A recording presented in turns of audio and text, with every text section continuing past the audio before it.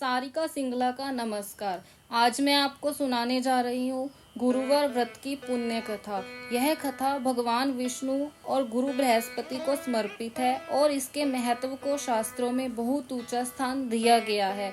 गुरुवार व्रत कथा सुनने से और पढ़ने से जीवन में सुख शांति समृद्धि, विवाह में आ रही बाधाओं का निवारण, संतान सुख और पितृदोष जैसी समस्याओं से मुक्ति मिलती है।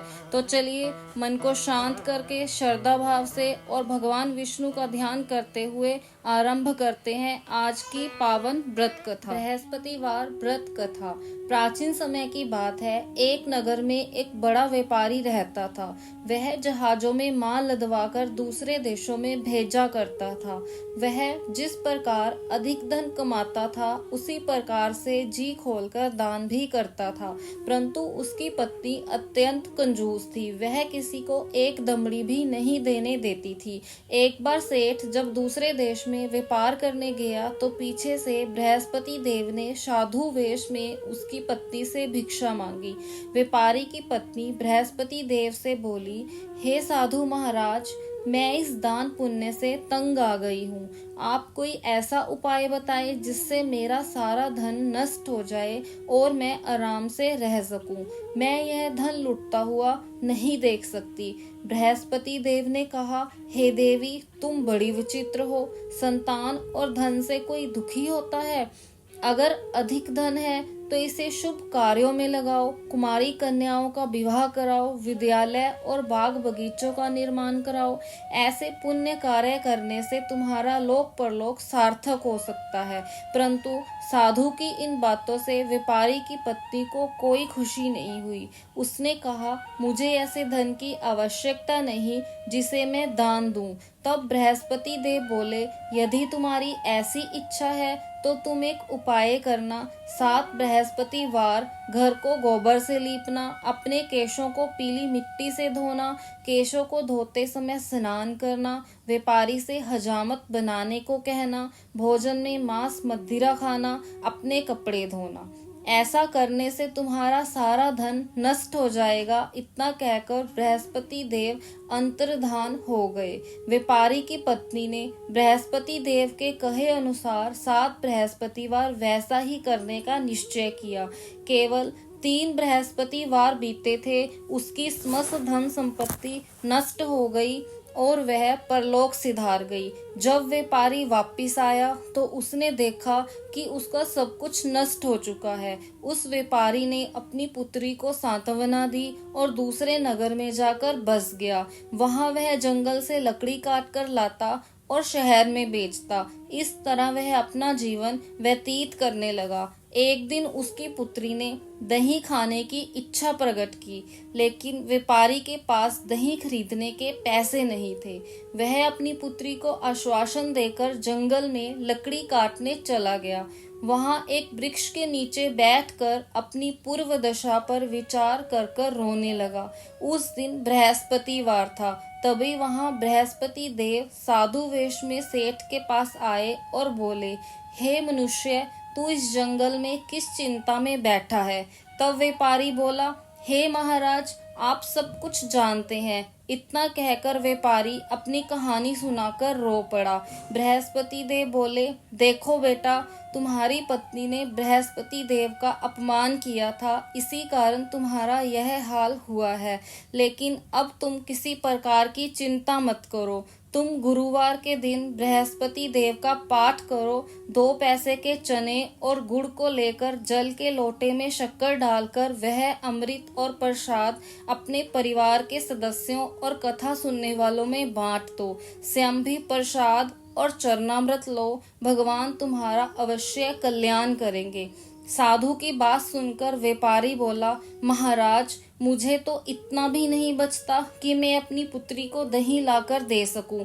इस पर साधु जी बोले, तुम लकड़ियां शहर में बेचने जाना। तुम्हें लकड़ियों के दाम पहले से चौगुने मिलेंगे, जिससे तुम्हारे सारे कार्य सिद्ध हो जाएंगे। उसने लकड़ियां काटी और शहर में बेचने के लिए चल पड़ा। उसकी लकड़ियां अच्छे दाम में बिक गई, जिससे उसने अपनी पुत्री के लिए दही लिया और गुरुवार की कथा हेतु चना गुड़ लेकर कथा की और प्रसाद बांटकर स्वयं भी खाया। उसी दिन से उसकी सभी कठिनाइयां दूर होने लगी, परंतु अगले बृहस्पतिवार को वह कथा करना भूल गया। अगले दिन वहां के राजा ने एक बड़े यज्ञ का आयोजन कर पूरे नगर के लोगों के लिए भोज का आयोजन किया। राजा की आज्ञा अनुसार पूरा नगर राजा के महल में भोज करने गया, लेकिन व्यापारी व उसकी पुत्री तनिक विलंब से पहुंचे, अतः उन दोनों को राजा ने महल में ले जाकर भोजन करवाया। जब वे लौट कर आए तब रानी ने देखा कि उसका खूंटी पर टंगा हार गायब है।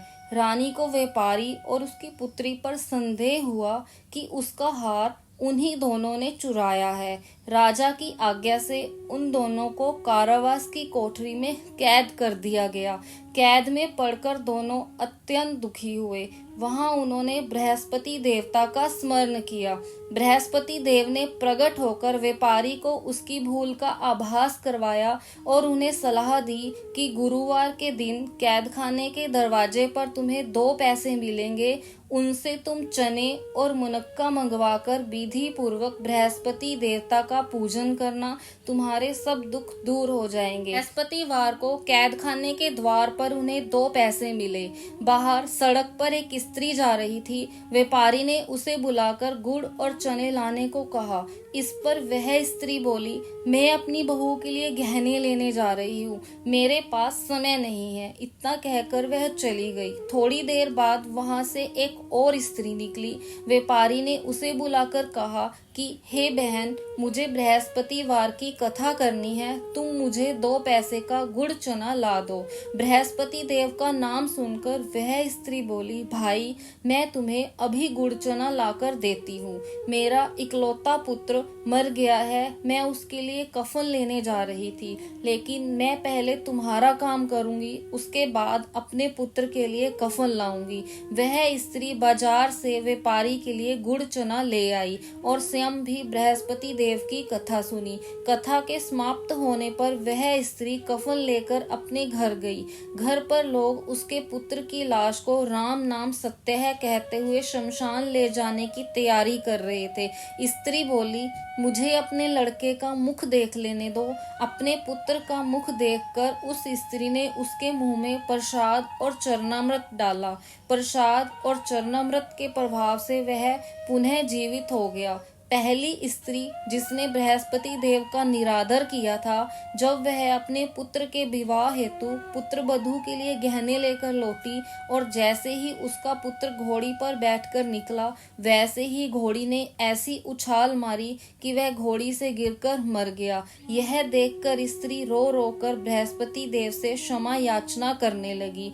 उस स्त्री की याचना से बृहस्पति देव साधु वेश में वहां पहुंचे और कहने लगे, देवी तुम्हें अधिक विलाप करने की आवश्यकता नहीं है, यह बृहस्पति देव का अनादर करने के कारण हुआ है।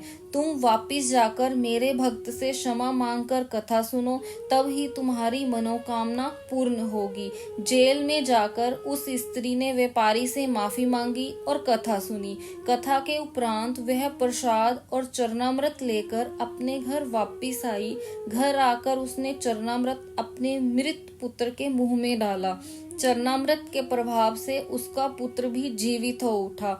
उसी रात बृहस्पति देव राजा के सपने में आए और बोले, हे राजन, तूने जिस व्यापारी और उसकी पुत्री को जेल में कैद कर रखा है वह बिल्कुल निर्दोष है। तुम्हारी रानी का हार वहीं खूंटी पर टंगा हुआ है।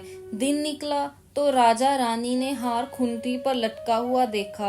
राजा ने उस व्यापारी और उसकी पुत्री को रिहा कर दिया और उन्हें आधा राज्य देकर उसकी पुत्री का विवाह उच्च कुल में करवाकर दहेज में हीरे जवाहरात दिए। धन्यवाद, आपने हमारे साथ गुरुवार व्रत कथा सुनी। आशा है यह कथा आपके जीवन में नई ऊर्जा और सकारात्मकता लेकर आएगी।